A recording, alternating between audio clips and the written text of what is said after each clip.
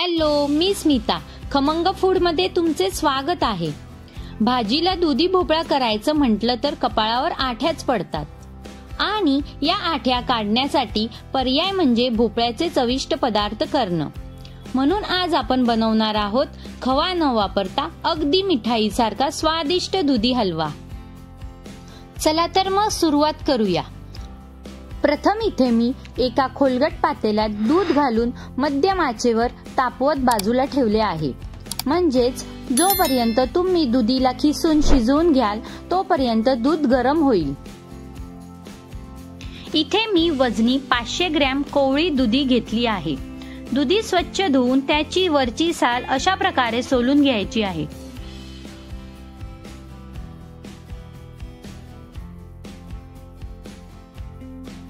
दुधी सोलून झाल्यावर त्याचा पुढचा आणि मागचा भाग कापून टाकायचा आहे. पुढे ते अशा प्रकारे मध्यभागी 2 भागांमध्ये कापून त्याचे 4 भागात तुकडे करा आणि वरचा बियांचा भाग अशा प्रकारे काढून टाका. नंतर किसणीचा वापर करून दुधी किसून घ्यायची आहे. किसताना लक्षात ठेवा की ही किसण्याची प्रोसेस लवकरात लवकर तुम्हाला करायची आहे, कारण दुधी सोलल्यानंतर ती लवकर काळी पडते. दुधी किसून झाला की हाय फ्लेमवर कढई गरम करून त्यात 3 चमचे साजूक तूप घाला आणि तूप गरम होऊ द्या.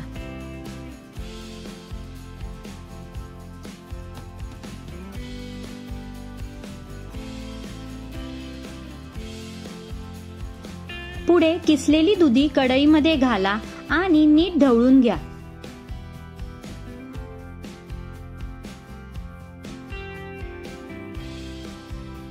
आणि दुधी ट्रान्सपरंट होईपर्यंत मध्यम आचेवर शिजवा.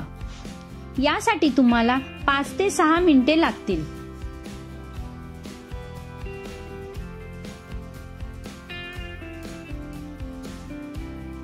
इथे दुधी चांगली ट्रान्सपरंट होईपर्यंत शिजवून झाली आहे. आता गरम केलेले दूध काळजीपूर्वक त्यात ओता आणि नीट ढवळून घ्या. तुम्हाला ते मध्यम आचेवर शिजवावे लागेल. जोपर्यंत सर्व दूध कमी होत नाही आणि घट्ट अशा मिश्रणात बदलत नाही तोपर्यंत ते शिजवून घ्या. या प्रक्रियेस 45 मिनिटे लागतील.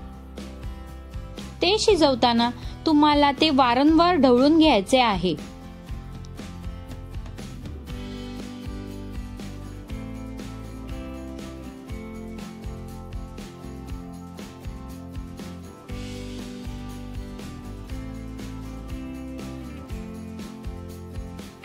तुम्ही पाहू शकता मिश्रण घट्ट असे झाले आहे. इतपत घट्ट झाले की पुढे त्यात अर्धा कप साखर घालून ते शिजू द्या.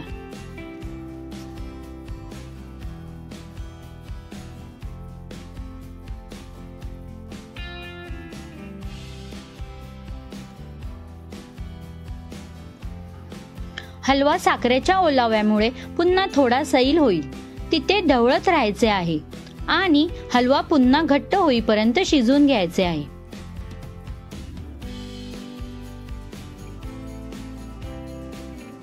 मिश्रण घट्ट होईपर्यंत त्यात थोडे काजूचे तुकडे, थोडे बदामाचे काप आणि थोडे पिस्ता घालून चांगले शिजून द्यायचे आहे.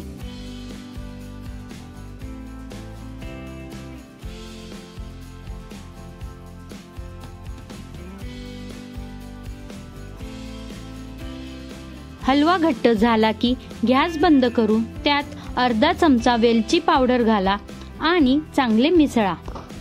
तुम्ही पाहू शकता स्वादिष्ट आणि समृद्ध असा दुधी हलवा तयार आहे.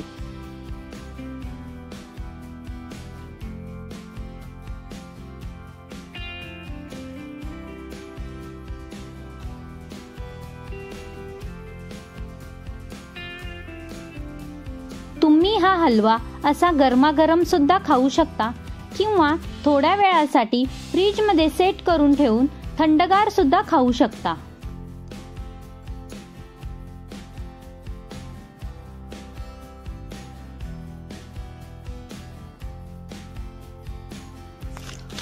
हलवा एवढा टेस्टी झालाय ना, काय सांगू तुम्हाला. प्लीज तुम्ही नक्की करून पहा आणि कमेंट करून सांगायला विसरू नका. Thank you.